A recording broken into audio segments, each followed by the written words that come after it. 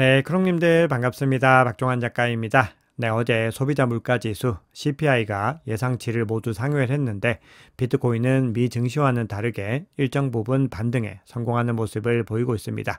과연 이러한 상승세가 지속될 수 있을지 현재 시장에서 나타나고 있는 여러 시그널과 이슈를 통해서 한번 점검해 보겠습니다. 네, 그리고 크립토 연구소에서 여러 가지 컨텐츠들을 우리 크롱님들께 더 많이 전해드리기 위해서 준비를 하고 있는데요. 그러다 보니까 우리 크롱님들께서 평소에 궁금하신 부분들이 어떤 부분들이 있는지, 그리고 시황이나 여러 가지 분석 컨텐츠들을 보시면서 궁금한 점들은 어떤 것들이 있는지들을 많이 좀 취합을 해보려고 합니다.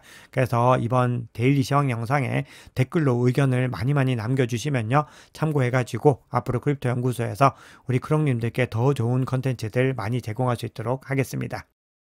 네, 오늘 영상이 도움이 되셨다면 구독, 좋아요, 댓글, 알림 설정 정중히 부탁드리겠습니다.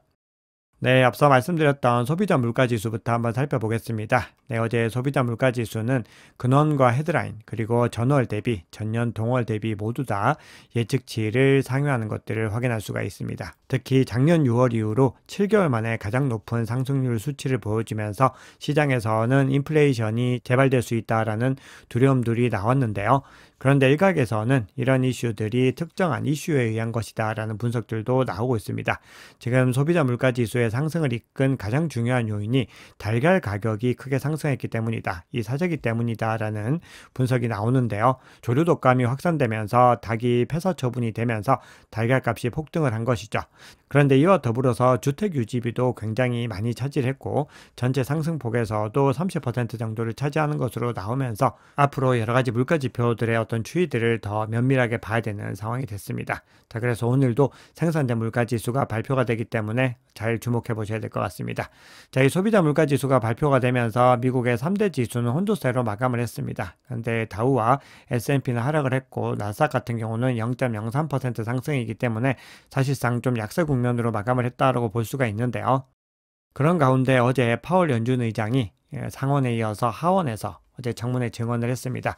청문회 증언에서 나온 발언은 전날 상황과 거의 달라지지 않았고요. 결론적으로 미국 경제가 강하기 때문에 금리를 현재 수준으로 유지하고 인플레이션 하락 증거를 더 기다리겠다, 이렇게 주장을 했습니다.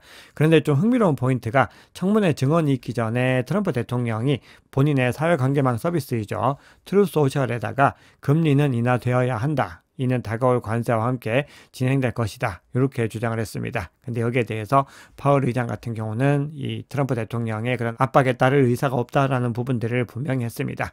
자, 그러면서 전날 상원 청문회에서 나왔던 발언 중에서 좀 중요한 부분들을 하나 좀 말씀을 드릴 텐데요. 파월이 이미 이런 의사들을 꾸준히 좀 밝혀오긴 했는데요. 은행이 암호화폐 고객에게 이 크립토 관련된 서비스를 진행하는 부분들에 대해서 막지 않겠다라는 부분들을 공고히 했습니다. 그만큼 지금 전통금융과 크립토가 융합되고 있는 흐름들에 대해서 백악관과 그리고 재무장관 그리고 이 연준 의장까지도 다 같은 어떤 움직임들을 보이고 있다는 겁니다.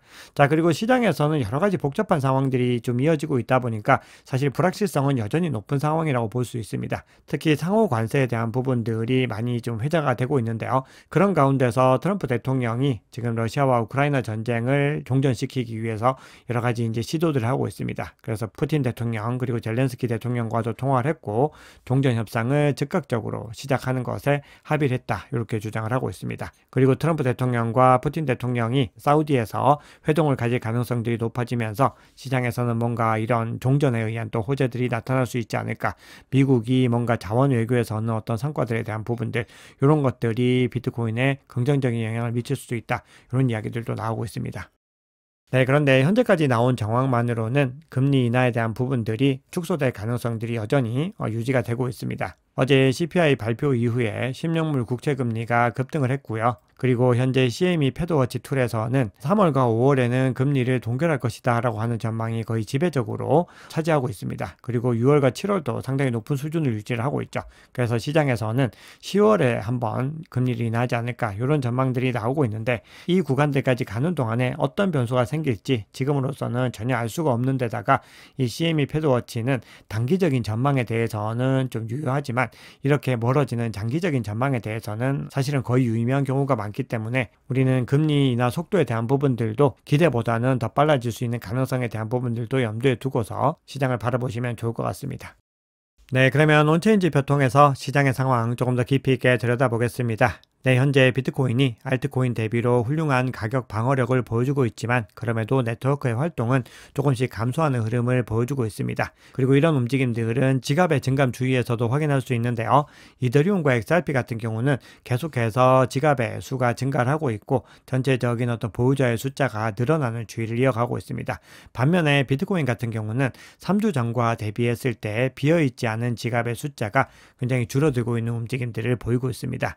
이 얘기는 소규모, 즉 소매 투자자들의 이 이탈이 꾸준히 이어지고 있다는 의미인데요. 이렇게 소매 투자자들이 이탈한다는 것은 시장의 어떤 불확실성에 대한 두려움들을 반영을 하는 거죠. 그런데 온체인 시그널에서 이렇게 소매 투자자들의 신뢰가 하락된다라고 하는 것은 중장기적인 가격 성과에는 긍정적인 신호로 작용하는 경우가 많습니다. 이렇게 소규모 거래자들이 시장에서 이탈할 때 그 물량들을 고래와 그리고 상어들은 꾸준히 축적을 하기 때문입니다. 그래서 시장에서 이 퍼드가 많이 늘어나고 불확실성이 커질 때가 늘 투자의 기회다라는 부분들을 개미 투자자와 이 고래들의 움직임을 대비했을 때 알 수가 있습니다. 그런데 중장기적인 관점으로 봤을 때도 이 투자 주체들의 움직임이 조금씩 달라지고 있는데요.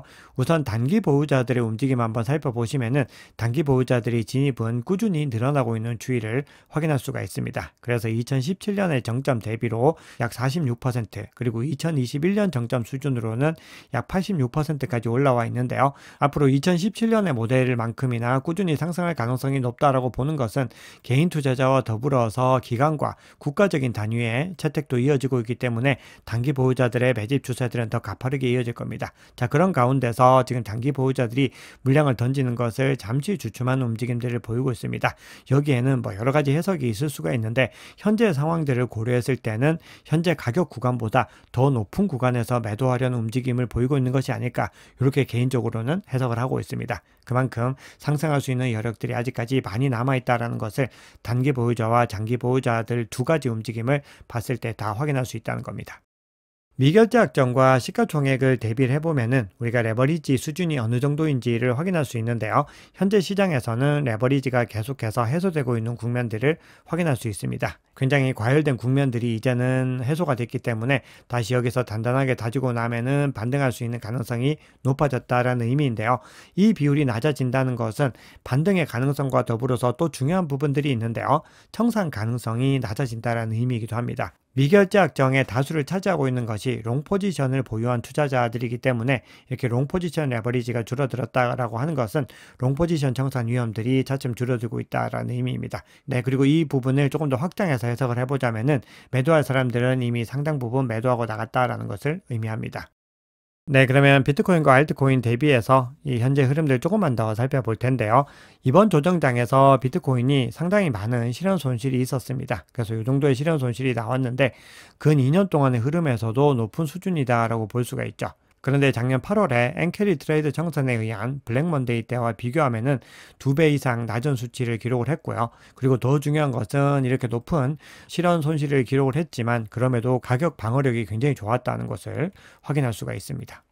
네, 반면에 알트코인 같은 경우는 시가총액의 하락 추이로 봤을 때 작년 8월과 좀 비슷한 수준으로 집계가 되고 있습니다. 2021년에 중국이 갑자기 채굴을 금지했을 때와 그리고 테라 루나 사태가 일어났을 때와 대비했을 때는 덜 심각한 수준이었다라고 볼 수가 있죠. 그럼에도 굉장히 낮은 수준까지 내려왔었기 때문에 현재 시점에서는 알트코인이 굉장히 저평가 구간까지 내려갔었다라는 것을 알 수가 있습니다. 네, 그런데 시장에서는 갑작스럽게 블랙스완 이슈가 나타날 수 있기 때문에요. 언제든지 알트코인은 큰 수준의 조정이 가능합니다. 그렇기 때문에 알트코인 투자는 신중하게 진행을 하셔야 되고 반드시 저평가 구간에서 매집하는 것들을 유의하셔야 됩니다. 네, 어제 바이낸스가 비트코인을 모두 처분했다라고 하는 의혹이 제기가 되면서 커뮤니티에서 잠시 소란이 있었습니다. 자, 그런데 현재까지 어떤 상황들을 갖다가 온체인 데이터로 분석을 해봤을 때는 전체적으로 바이낸스 거래소의 준비금에서 뭔가 이상 징후는 나타나지 않고 있습니다. 전체적으로 USDC와 USDT 그리고 비트코인 이더리움의 보유량 자체가 비슷한 수준을 계속해서 유지를 하고 있습니다. 그래서 만약에 향후에도 어떤 이슈들이 나타나게 되면은 여러 가지 데이터들을 통해서 함께 검증해 보는 시간들을 가져보도록 하겠습니다. 네, 앞서 신규 투자자들이 계속해서 유입되고 있다고 말씀을 드렸습니다. 그런데 그 중에는 고래들도 많이 포함이 되어 있습니다. 그래서 신규 고래들도 꾸준히 시장에 유입이 되고 있는데요. 현재 새롭게 유입된 고래들의 실현 가격이 89.2K입니다. 평균 단가가 이 구간에 형성이 되어 있다는 거죠. 그래서 이 구간이 굉장히 중요한 지지 구간이라고 볼 수 있습니다. 이 가격에 비트코인을 대량으로 매입한 고래들이 많이 있기 때문에 이 고래들은 개인 투자자들과 다르게 단기적으로 손실이 있다라고 해서 매도할 가능성이 상대적으로 낮다는 겁니다. 그렇기 때문에 이 구간까지 가격이 또 추가적으로 내려가게 됐을 때는 중요한 바이더디 구간으로서 활용을 하셔야 됩니다. 네, 그러면 시장의 중요한 이슈들을 한번 살펴보겠습니다. 네, 지금 미국의 주정부에서 비트코인을 전략적인 준비자산으로 채택하는 법안들을 발의를 하고 있는데요. 오클라호마주의 하원은행위원회가 비트코인을 전략 준비자산으로 가져가는 법안을 통과시켰습니다. 그래서 이후에 상원 통과 여부와 이런 것들을 꾸준히 확인해야 되지만 지금 전체적으로 시장에서 이 주정부에서 비트코인을 전략적 준비자산으로 채택하는 것에 대해서 우호적인 움직임을 보이고 있습니다. 자, 그리고 바네크의 분석에 따르면 미국의 20개 주에서 현재 이 법안들이 발의가 되어 있는데 만약에 법안이 시행되게 됐을 때는 총 230억 달러, 비트코인으로는 23만 7천 개의 비트코인을 매수하는 효과들을 촉발할 수 있다라고 주장을 하고 있습니다. 그만큼 엄청난 매수세가 동반이 될 수 있다는 의미입니다. 네, 돈나무 언니 캐시우드가 비트코인이 2030년까지 150만 달러까지 갈 수 있다는 관점들을 계속해서 유지하고 있습니다. 그러면서 강조하고 있는 부분은 비트코인이 새로운 자산군으로서 제도권에 들어오면서 본인들은 이 확률에 대해서 가능성이 더 높아졌다고 생각한다. 이렇게 강조를 했습니다. 자, 그리고 비트와이즈의 CIO 같은 경우는요. 지금 암호화폐 개인 투자자 투심이 악화되고 있는데 이런 징후들은 오히려 긍정적으로 계속해서 응축들이 더 강하게 나타나는 시그널이고 결국은 이런 흐름들이 알트코인 랠리를 촉발시켜서 알트코인 시즌이 머지않았다. 이렇게 주장을 합니다. 네, 제가 늘 강조드리고 있는 부분이죠. 지금 기관 투자자들 그리고 대규모 투자자들은 이 시장에서 낙관적인 관점을 가지고서 매수세를 이어가고 있지만 개인 투자자들의 투심이 오히려 약화된 것들은 시장의 호재다라는 겁니다. 결국 이러한 흐름들이 가격의 상승을 이끌어낼 것이고 가격이 상승을 하면은 그제서야 개인 투자자들이 들어와서 더 크게 급등을 시킨다는 겁니다. 그런데 이 구간에서는 우리는 매입을 하면 안 되고 오히려 어느 정도까지 가서 조정을 받을지 판단을 하면서 매도 타이밍을 점검을 하셔야 됩니다. 네, 알트코인 현물 ETF 승인 기대감도 계속해서 높아지고 있는데요. 그 중에서도 솔라나에 가장 많은 관심들이 이어지고 있습니다. 자, 코인베이스 파생상품 거래소에서 솔라나 선물을 상장을 했습니다. 자, 그리고 프랭클린 템플턴 같은 경우도 솔라나와 관련해서 지금 움직임을 가져가고 있는데요. 이번에는 솔라나 블록체인에 뮤추얼 펀드 토큰 벤지를 출시를 했습니다. 네, 그리고 CBOE 산하 증권거래소인 BGX가요. 이 암호화폐 ETP 발행사인 21쉐어스가 이더리움 ETF에 대해서 스테이킹을 할 수 있도록 규정을 변경해야 된다라고 SEC에 신청을 했습니다. 즉 이더리움 현물 ETF의 스테이킹 조항도 이제는 승인이 될 가능성들이 다가오고 있기 때문에 이 조항이 승인이 됐을 때는 이더리움의 강력한 호재로서 작용할 수 있습니다.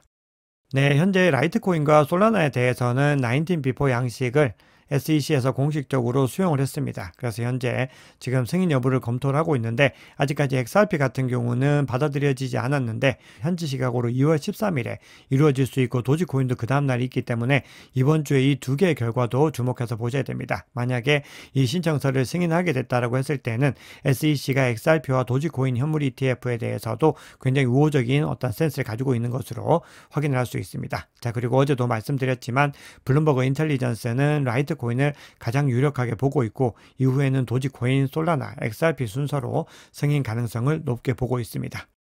네, SEC에 이어서 CFTC 위원장에도 강력한 친암호화폐 인사가 지명이 됐습니다. 무려 A6인지의 암호화폐 정책 책임자를 역임했던 브레이언 퀸텐즈라고 하는 인물이 지명이 되었다라고 폭스 비즈니스에서는 밝히고 있습니다. 그런데 이 퀸텐즈 같은 경우는 과거에 SEC의 행보를 갖다가 굉장히 많이 비판을 하면서 그들의 행동은 완전히 통제불능이고 도적과 다름없다 이렇게 주장을 한 바 있습니다. 네, 그리고 그동안에 제이미 다이먼 CEO가 굉장히 강하게 비트코인을 비판했지만 JP모건이 비트코인 익스포저를 늘린 것을 공개를 했습니다. 물론 굉장히 아직까지는 적은 양입니다. 하지만 JP모건이 비트코인 시장에 진입을 하고 있다라고 하는 것은 중요한 시사점이 있다라고 이 암호화폐 업계에서는 긍정적으로 평가를 하고 있습니다. 네, CBD 지표 한번 살펴보겠습니다. 어제 92K와 95K에 형성됐던 매수벽은 사라졌고요. 100K와 102K 그리고 105K에 형성된 매도벽도 차츰 옅어지는 움직임을 보이고 있습니다. 그래서 매수세가 조금 더 힘을 낼 수 있을지 그런 부분들을 지켜보셔야 되는데요. 지금 갈색 고래가 진입을 하고 있는 모습들을 보이고 있고요. 가장 작은 주황색 주체도 이 부분에서 잠깐 주춤을 했지만 그럼에도 계속해서 매수 우위의 움직임을 이어가고 있습니다. 나머지 주체들은 모두 다 물량을 여전히 던지고 있지만 매수세가 조금씩 반등하는 움직임을 보이고 있기 때문에 이 흐름들이 어떻게 전환될지 지켜보셔야 됩니다. 다만 그럼에도요, 비트코인 가격이 반등에 성공을 했지만 여전히 22평선과 52평선을 넘어서지 못하고 있습니다. 그래서 아직까지 비트코인은 상승 추세로 전환까지는 이루어지지 못했습니다. 그리고 현재 52평선과 22평선이 겹치고 있는데 지금 22평선이 52평선에 맞닿아서 데드크로스로 다시 진행되게 될지를 한번 지켜보셔야 됩니다. 그래서 현재 이 두 개의 이평선은 대략적으로 98.6에서 7K 사이에 형성이 되어 있고 이 구간을 빠르게 회복하는 것이 정말 중요합니다. 그리고 이 구간을 회복한 이후로는 100K를 빠르게 회복하는 것이 중요합니다. 현재 RSI 상으로도 이평선을 일시적으로 돌파하고 있는데요. 이 흐름들이 어떻게 이어질지도 계속해서 주목을 해야 됩니다. 그래서 오늘 발표되는 생산자 물가지수 결과에 따라서도 가격의 어떤 흐름들, 이 변동성들이 더 커질 수 있기 때문에 오늘 밤도 주목해서 보시면 좋을 것 같습니다. 네, 현재 주요 매물대 상으로도요, 22평선, 52평선 그 구간과 거의 겹치고 있습니다. 현재 98.5K 부근에서 가장 많이 물량이 밀집이 되어 있습니다. 그래서 이 구간을 돌파하고 올라가는 것이 굉장히 중요하다고 볼 수가 있고요. 이 구간에 좀 많이 형성된 매물대들, 즉 중요한 저항 구간을 돌파하고 나면은 그 이후로는 매물대가 두텁지 않은 것을 확인할 수 있습니다. 그래서 상승 추세가 조금 더 힘을 낼 수가 있습니다. 반면에 이 구간에서 하방 이탈을 하게 됐을 때는 이 구간에서 매물대가 두텁게 형성이 되어 있는데 96.4K입니다. 이 구간을 또 단기적으로 지켜내는 것이 추세를 유지하는 데 도움이 됩니다. 청산 히트맵 상으로도 비슷한 구간들의 대부분 형성이 되어 있습니다. 현재 98.5K에 숏포지션이 강하게 형성이 되어 있기 때문에 만약에 이 구간을 상방 돌파하게 됐을 때는 연쇄적인 청산에 의해서 100K까지도 빠르게 다가갈 수 있는 어떤 모멘텀을 형성할 수 있지만 만약에 오늘도 물가지수가 좋지 못하게 나왔을 때는 또 단기적으로 하방 변동성을 향할 수도 있습니다. 그래서 현재 시점에서는 시장의 상황들을 계속해서 꾸준히 지켜보셔야 된다. 이렇게 다시 한번 강조를 드리겠습니다. 네, 오늘 준비한 얘기는 여기까지입니다. 오늘 영상이 도움이 되셨다면 구독, 좋아요, 댓글, 알림 설정 정중히 부탁드리겠습니다. 지금까지 박 작가였습니다.